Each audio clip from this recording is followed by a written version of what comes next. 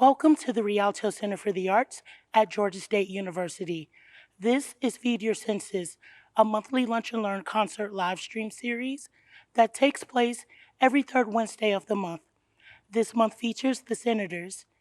If you've enjoyed programs like Feed Your Senses, the Homegrown Artist Series, and Live at the Rialto, please be sure to like and subscribe to the Rialto on Facebook, Twitter, and YouTube for more information on virtual and live events. Unfortunately, we can't invite you into the theater at this time, but we would still love to share this wonderful performance with you. So, ladies and gentlemen, please help me welcome to the Rialto stage the Senators.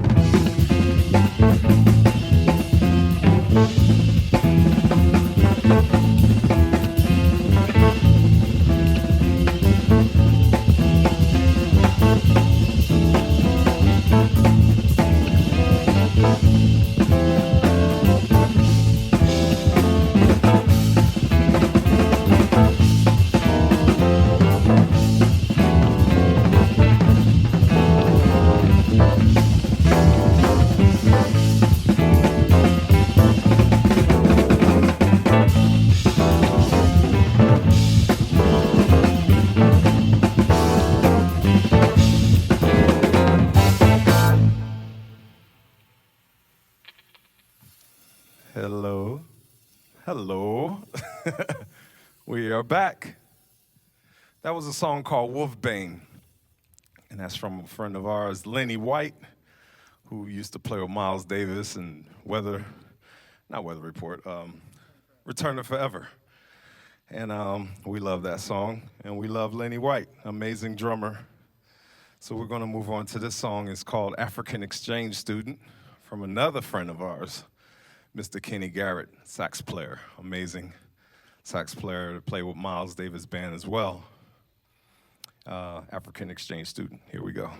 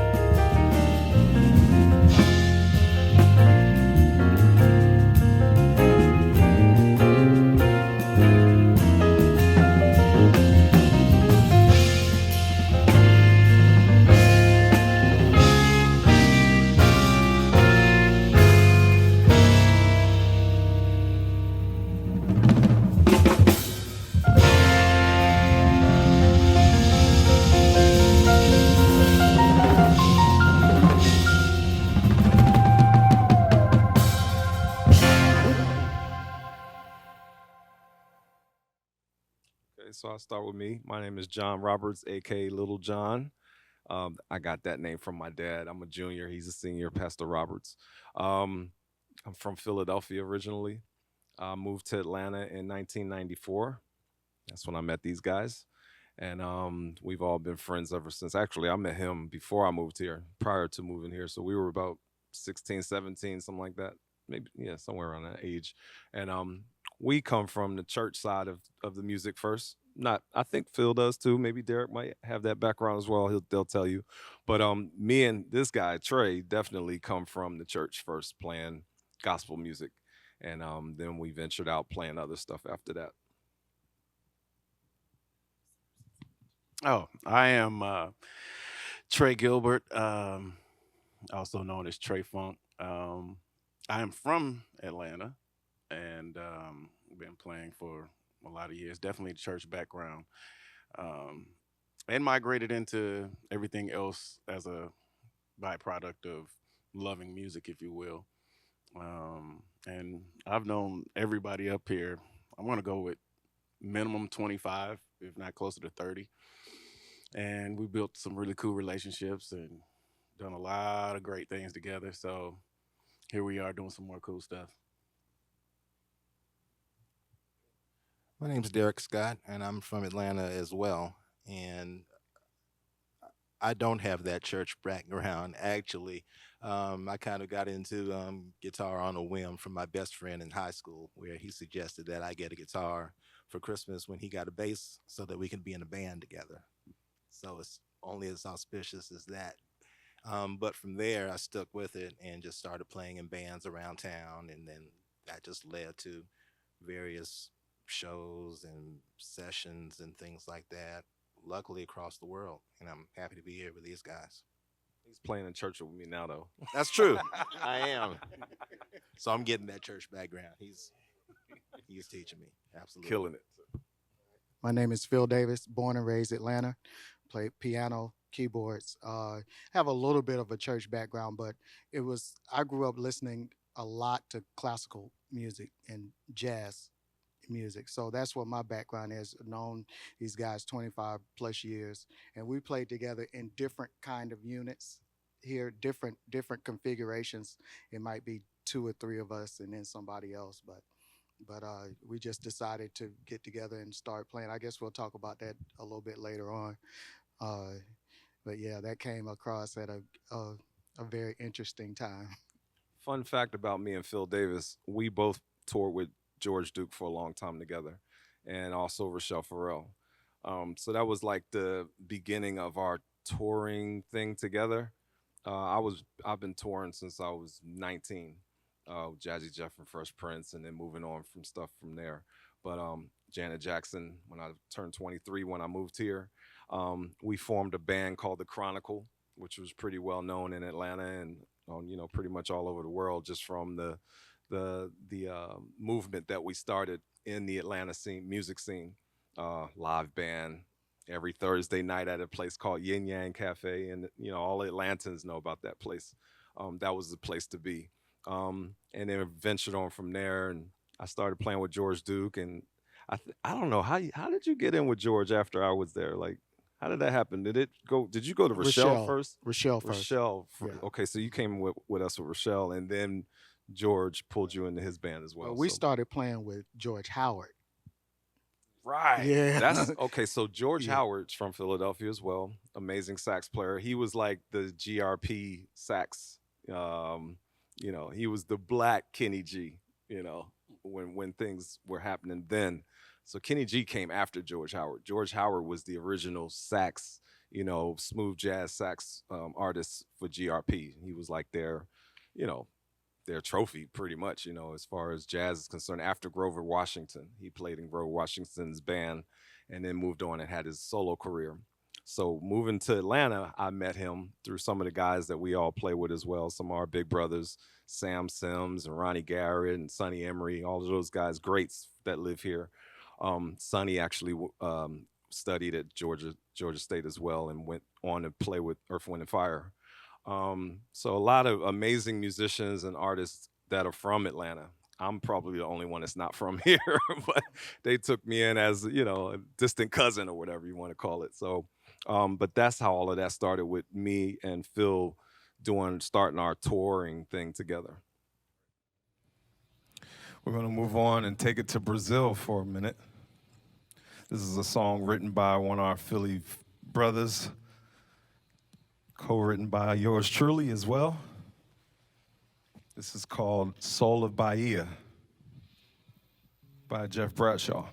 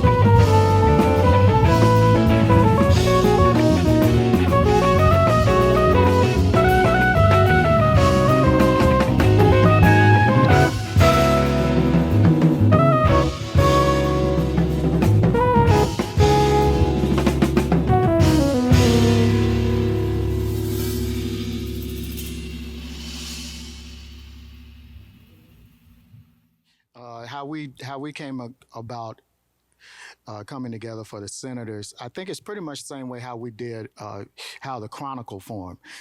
There was a void in in the music scene that we kind of saw needed to be filled.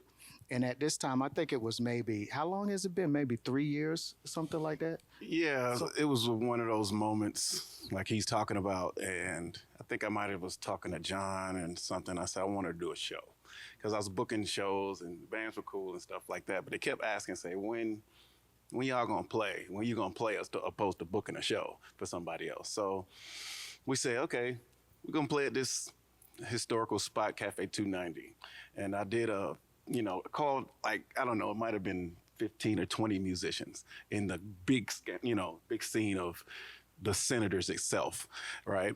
And we were actually doing it. We were doing it like kind of like Super Friends, or like what was the first name? We came up with a bunch of names. Like, we have a whole conglomerate of musicians in Atlanta. We all respect each other. They're all great players. We need to come up with a government or a console. That's what the flyer actually looked like. Yeah, like, the government, senators, and it was a hierarchy of sorts. But in the back of it, you can kind of coach the guys along that don't know. They follow these models that we try to put out there as a good thing to be, and how to act and how to handle mentorship. Right. So it was this collective of amazing cats that we all was like, okay, cool. In some kind of way, we landed on the Senators, did a show, and that's pretty much it. And then ran with it. Yeah. Right. And then everybody thought it was political, but it's not. Yeah. No. It so happens that Senators, like Georgia just went through with, turning blue and everything like that. It's just all kind of fit what we already had going on, but we didn't start that name because of something political, but we ran with that name, and ever since then we have performed under the name The Senators. The next song we're going to do is a Duke Ellington song. The standard song is called In a Sentimental Mood, but we have flipped it by our good friend, Mr. Phil Davis, who has changed the arrangement of it. This is our arrangement of In a Sentimental Mood. Sentimental Mood.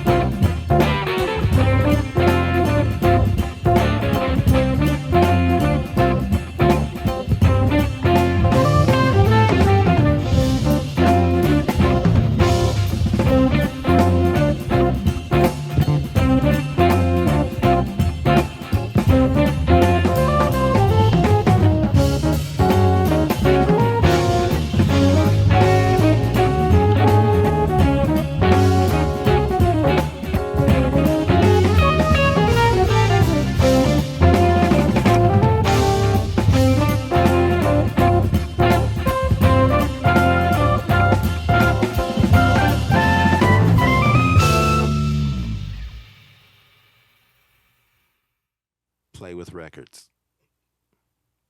Play with your heroes. You have an opportunity to play along with your heroes in this day and age through YouTube, through MP3s. It's all right there. I mean, you could see people like Miles Davis, right up in front of you. All you have to do is just turn on your computer. Yeah, it's crazy the information that we get now versus when we were younger. Like we had to really, really research to find, the things that we were looking for back then. I went to Berklee College of Music, and we had a library full of VCR tapes. It's almost like going to a library and pulling out a book. We had VCR tapes lined up in a library. You just go there, pop the VCR tape in the TV, and just sit there and watch. And I would, along with other students that were there, would just be in there all day, just feeding ourselves with Miles and, whatever, anything. It could be rock, it could be jazz, it could be R&B. And that was like part of my study going at Berklee. But we didn't have YouTube, and we didn't have Instagram and Facebook and all this stuff now. Like videos, like I tried looking for videos of us before all the social media stuff started. It's so hard to find unless somebody was actually had a camcorder or, even our phones. We couldn't really video our phone. Back then we could do like a 30-second video or something like that, 15 seconds. But now we could do full videos and then upload it right away to the world. We didn't have those luxuries back then. So we had to really, really research. I mean, records, I had CDs, I had tapes, galore, or I had to go see them play live. I had to go see Tony Williams play, who played with Miles Davis. I had to go see Elvin Jones and stand, right in front of him and hear what he was doing instead of just listening on the record and trying to figure out what he was doing. I could actually see him doing it. Now, the kids could just go on Zoom, whatever, boom, there's Lil John. Let me slow it down, what he's doing. Let me zoom in, All of that luxury is there now. So there's no excuse, for you not to be able to get the information you're trying to get. It's a weird dynamic in there too, because when we were coming up, like he said, we didn't have those things. So think about it. We would go to church concerts and we have a tape player. Like we went to Black and Red Button, you do like this. You know what I mean? Right? You remember that? Like it was Rerun when he went to go see the Doobie Brothers. Exactly. You had that. You know what I mean? He had it in his coat. Yeah. Like, oh no, this is a crime at that time. So so we had to study different. Like I remember it's crazy because the albums, my uncles, they had all the albums, gospel, R&B, jazz, bananas, yellow records and stuff like this. And I would have to, in order to rewind, I had to tap it a certain way, a record player, so to go back a certain amount of seconds. Now, I'm only about 13, 14, and I'm in there tearing up needles trying to get that thing just to, my grandma would be so mad. She'd be all this on the records, yeah. So, but I got good at it, yeah, trying to learn, Goucher and John Patitucci and just like some of the, Stanley Clark and Marcus Miller, just trying to learn it. That's what I had to go through. Also, if you remember, there was no platform musically where you could go just hear music. So if you, or just say, oh, I just want this song, you had to go to the actual record house, what they call them? Tower records. You know what I mean? You had to go there, look at the record, you flip it over, you see who's playing on, Greg Filling Gaines and all these guys. Definitely want this record. No clue what it sounded like. We just trust the musicianship. So back to the point. The point is, about studying. It's a lot of studying involved and paying attention and listening and to your, the people who came before you historically, and that'll show you your path, believe it or not, Man, they used to come to see us play at the club, and they would have little DAT players. Back then it was DAT player, which was a little cassette that you threw into a player and you could record stuff, right on, whatever was happening in live. They would come and see us play. Our band back then was really based off of vibe. Even us now, we still vibe. I put a video clip up of us from yesterday here, just sound checking, and everybody went crazy because, it was just the vibe that we were capturing at the moment. People would come, producers and artists would come to our shows, record whatever vibe we were doing, and go back to the studio and recreate it. and put out hit records. There's hit records. On the radio. Oh yeah. Yeah. We noticed it. I mean, because we remember some stuff. You know, some stuff was just in the air after we played it, but certain things that we made up on the spot, we remembered it. And when it came on the radio, we were like, that's us. You know, they stole that from us. It was a lot of that going on in the 90s. Yeah. Okay, we're going to do this for Miles Davis. This song is called In a Silent Way. This is also an arrangement by our Mr. Phil Davis, inspired by the rest of us. We have a Miles Davis tribute band here in Atlanta, and a really cool band. And we have been doing some shows in dedication to Miles Davis. So this is our arrangement of In a Silent Way.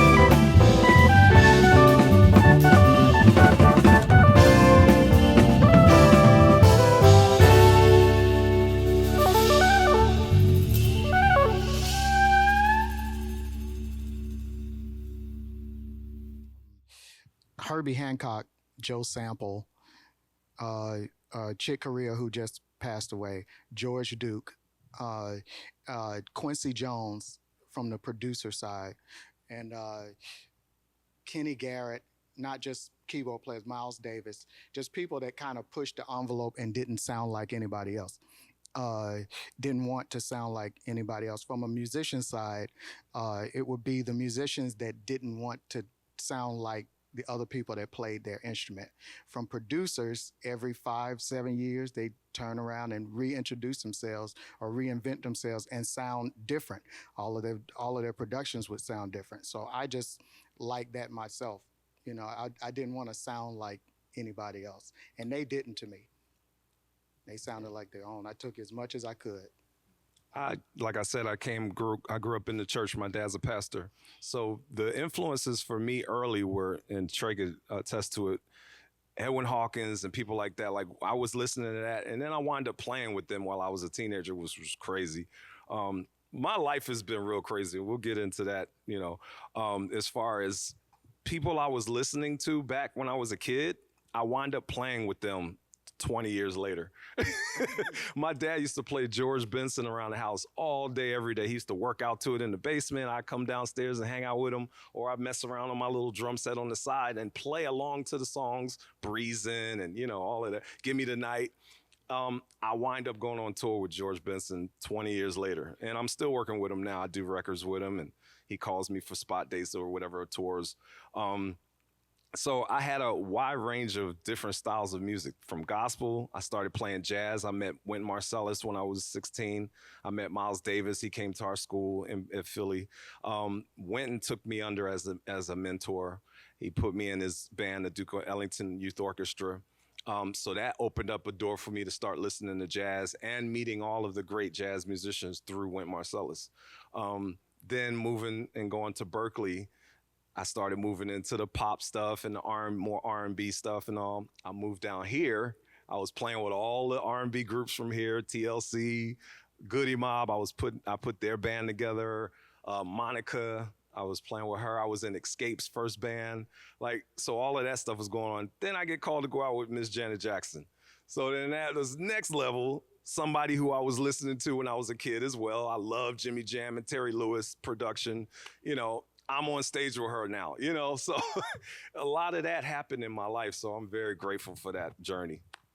Yeah, I have a really convoluted story kind of like that as well. Because, I played early because my family was heavily ingratiated into gospel. We grew up with gospel choirs and all this kind of stuff. And that's kind of how we met at the college choir workshop, I think it was. And he was playing and I'm kind of playing on the side and watching all the greats there, your Gouchets, your Rick Carters, the Sergio Crooms, your Eric Alexanders and all these guys.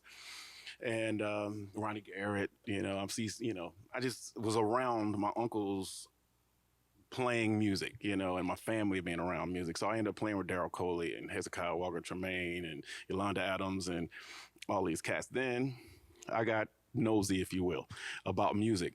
I would actually go see them play. So, and Derek can tell you this, back to kind of the question before, it was a point where I didn't know how to solo and stuff like that. And I would call this guy and I was like, yo, how do you do that? Can you explain it to me? How you doing this thing that you're doing, And in love and holding, playing with him. We've been playing together for years, the way you were sneaking into the clubs from church. Totally sneaking into the clubs, all the way in there, standing on the side, getting a complete lesson from Avery. And he was killing me. Avery Johnson. Avery Johnson would come and give me the business, right? So then, it kind of migrated. I did some stuff with first at Apache, got a gig, Kelly Price, and then it went from 112, Silk and all that is tied in there. And then a friend of mine, which goes into my artistry, Mark Harris, who's a keyboard player from Indiana, moved to Atlanta. He wanted to do a record on me. So I ended up working with Tommy Sims and CeCe Winans and all this, and Michael McDonald with his Ford the Nashville scene. Yeah, the whole Nashville scene. So that conduit led me to Ann Nesby. So Ann Nesby out of Minneapolis, they've been to the house and all this kind of stuff. Sounds of Blackness, so who's up under Jimmy Jam and Terry Lewis, right? So now I'm with her a couple years. They see me. They say, well, Terry says, I want to take you in. So now I'm up under the Terry Lewis umbrella, the Jam and Terry Lewis situations, understanding, production as well as being an MD and a bass player because he's a bass player. And you were the artist. And I was the artist. So it's all this kind of stuff that's Trey can sing. He doesn't talk about it much, but he's an amazing singer as well as bass player. And he was he had a record out as a vocalist. Yeah, with those same people. They're called the Pinnacle. The Pinnacle Project. Michael McDonald, CeCe, Tommy, and all those guys. BB, everybody. The Nashville scene again. So it just all kind of really ties together, and they took me under the wing. So I got, that's the joke of the day. Anytime Terry sees me, oh man, we bust this cherry, we made him down out this at the third. It's always that because he said I reminded him of his son, and I don't know because I think his son might be named Trey or something like that. But he was always really cool with me. Fast forward, it was just things happening that tied it all together. Back to another thing that you said. I remember going to a rehearsal with Bobby Brown, with Cheryl Harper, Rick Carter, Israel Embry, all those people were playing, musicians that I looked up to. And 20 years later, just about, I've been with New Edition for 15 years. I've been with Bobby for 14 years. I've been his music director for 14 years. And I remember, and he doesn't even remember this, sitting at Boss Town, and I was in rehearsal sitting in the corner like this, watching them play. and rehearse. So Was it flipping and playing back then? it was but I don't know who played. I know Israel played keys. Rick was playing bass. It was Cheryl Harper on drums. Cheryl was playing with Bobby back then? Yeah, Wow. Triple B Records. All Awesome that. drummer Cheryl Harper from Atlanta, by the way. Yeah, so all Max Frank, Max guitar player with Low Max. Low Max. So it's like all them, I see them around the house. You know what I'm saying? It wasn't nothing because I stayed with my grandparents and stuff like this. So all of it just ties together. And you have to constantly press the envelope to want to be good. Not great. People always think that's the thing. I think good is a good place to be. No one can deny good. Great is relative.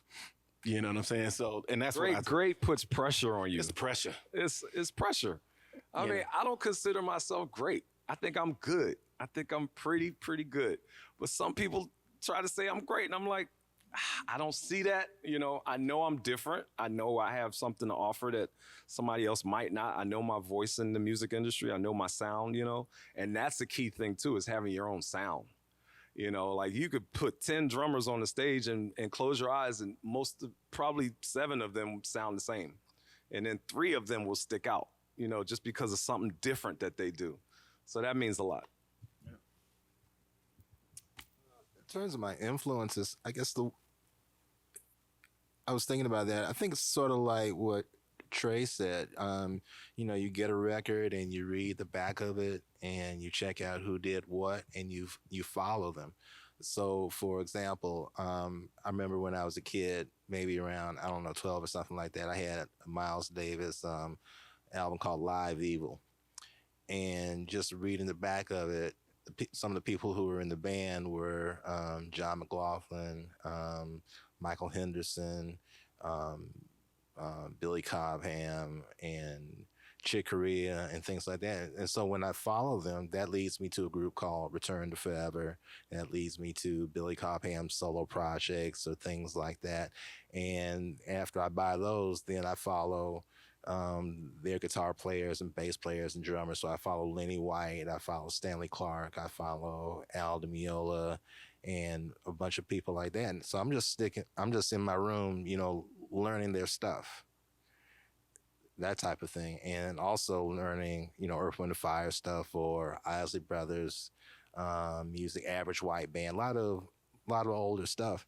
And that was a lot of my experience. And I did that through college and through grad school. And by the time I was finished with grad school, which, I went to school from age 5 to 25, just straight, no breaks, that type of thing. When I got out, I was just like ready to play and play and play. And fortunately, I got called to play with George Howard, who they mentioned before. And after that, It's all connected. I just kind of played with a little bit of everybody, and this unit is just incredible. It's a guitar player's dream, actually, especially fusion guitar player where you can play R&B, funk. You can play. We were talking about reggae the other day. I'm playing in church with Lil John now, so I can learn that and just anything. These guys can do it. Any kind of chord progression, any kind of time signature, any kind of tempo, it's right here. This is a dream come true. Honestly, it's amazing. Well, that's how we feel about him too, because it's very hard to find a guitar player or any musician that can play everything and do it well. He plays rhythm, he can solo, he can play jazz, he can play rock. It's like, musicians, that's what you should strive for, is to be well-rounded. I always wanted to play all the styles of music. I didn't just want to play gospel music, even though being in church, they kind of put that on you. Well, might not be as much now, but when we were coming up, the thing was don't play secular music. We had to play gospel music, and that was it. My family was more liberal. My family are musicians. My uncles are drummers. My mom's a classical trained pianist. My dad played bass. So we watched the Jacksons on Saturday, on a Soul Train and things like. We would go over to my aunt's house and watch Soul Train to see the Jacksons or whoever. So I didn't have that problem growing up. Some people do, but I'm glad I didn't, because that allowed me. They didn't get in the way of me learning other styles of music, jazz and playing rock and playing funk and playing hip hop. So I wanted to play everything, country, you name it. That's one of those things too about the kids. Just a tidbit of little information. Don't be afraid to add to your you. What I mean by that, a lot of times I tell people, learn this record like the record. Whatever they're doing, you do. Now the conversation is, where's my identity? Here's the deal. It'll always be you. It'll never play like that guy. I don't care how hard you try to play it like that guy. You can play every lick like that guy. You'll get close.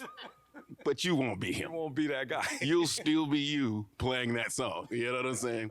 But what it does is it adds more things to your base, your repertoire. It's kind of like eggs, right? It's gonna sound real basic. Some people just crack an egg, put it in there, scramble it, nothing there, right? Then you have people who add salt, pepper, Lowry seasoning. Maybe some people scramble it up, add a little Or milk. I like sunny side up. Still egg. You know what I'm saying? Still an egg. These seasons are different, like gumbo or anything. Every time you add something, you learn a song, learn somebody else's stuff. You're adding to your way of doing it. So listen to the music. Try to mimic that. Take your best shot at it. And you'll become you out of this, lack of better words, gumbo of things that you've taken in and added to the base or, to your But base. don't be a clone. You're not, Don't be a copycat, because people will see it too. Oh, he sounds just like there's a young, I'm not gonna mention no names, but there's a young musician that we all know, and we see him play, and we're like, you sound just like the person you learned from. That's all he sounded like. Now he's getting older, and he's starting to come into his own thing now, and we recognize it. We're like, yes, you are finding yourself now. He couldn't help it though. You can't blame him, because that's the person that mentored him all of his life mainly. And so all of his sound, all of his tricks, everything he does is just like the mentor that he learned from. And now he's finally branched out and is becoming his own person now. It's part of the season. It's part of the process, if you will, I would say. We all looked up to somebody. Yep. Hey, you had that one bass player. Rick Carter was my guy. I couldn't wait to get him on record or tape or something so I could just steal everything. You even held your bass like him for a while. Fingers like him, everything. He even dressed like him, man. All of it. I was on a ponytail, I just wanted it. You know what I mean? But eventually, after seeing him, Alex Evans, and Joe Frierson, for Christ's sake, these bass players come in and they have this really different personalities and different styles. I was like, wait a minute. Choose one. Who am I going to follow? I need to mash all these together. You know what I'm saying? And that's how I became a me, quote unquote, Now he's got bass players trying to sound and look like him now. So I cut my hair now. He has a whole generation, just like me, and just like Phil. All of us have a generation of musicians that have came up under us and have studied all that we do. Look at how we dress, like the whole nine. It's like a domino effect, of influence. So me and Phil Davis had the pleasure of touring with the great George Duke for many years, and also with Miss Rachelle Ferrell, giving love to both of them for the experiences that we had with them on the road, and just all the music that we had a chance to play with them as well. So we want to dedicate this song to our big brother, our big unk, father figure as well to a lot of us, the great Mr. George Duke. This song is called Geneva.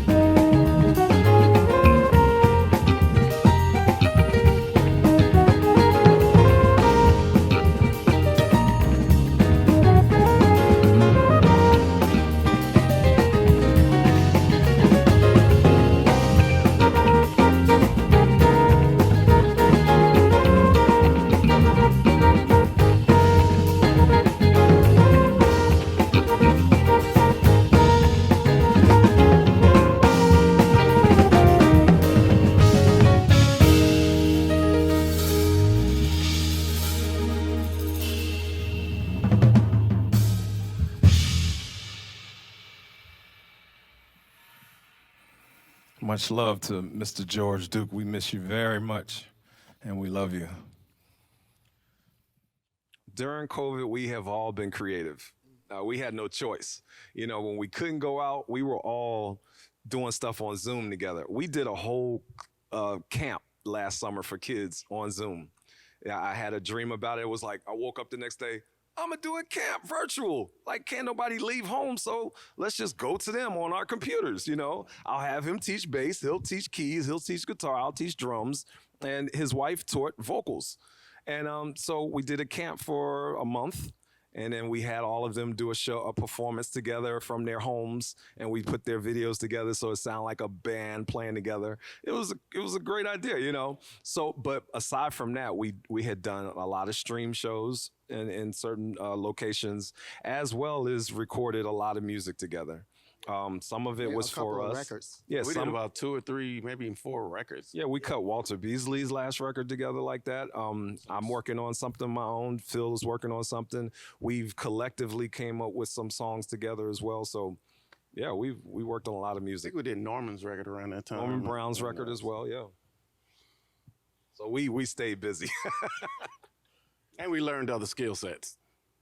We learned things with He's a sound whole and- sound man now. Yeah, I'm a sound man now. Like, you know, I learned how to do video this, and you just learn more things what you probably had at home and you never thought about stopping for a second. Just because I had a studio that I was like, I put in there, but I was always on the road.